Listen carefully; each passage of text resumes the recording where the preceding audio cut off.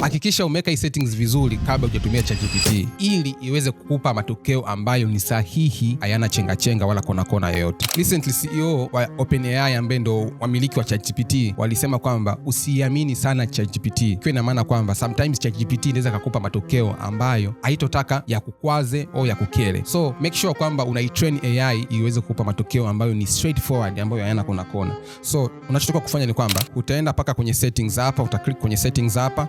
Baada ya kwenda kwenye settings utaenda kwenye personalize. Ukishaenda kwenye personalize utaenda paka kwenye customize ChatGPT. Ukishaenda kwenye customize ChatGPT hapo sasa ndo utaanza kwenda kurekebisha hiyo settings moja. Utakuja paka hapa kwenye what traits should ChatGPT have.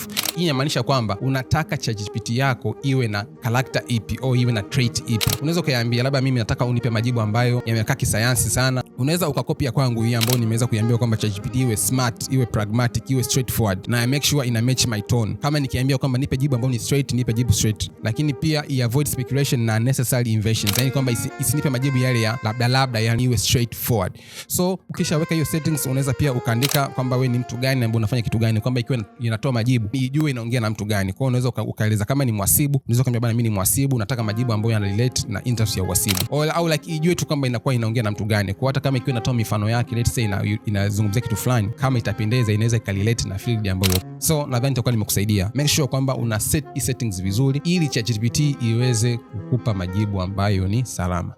Peace guys.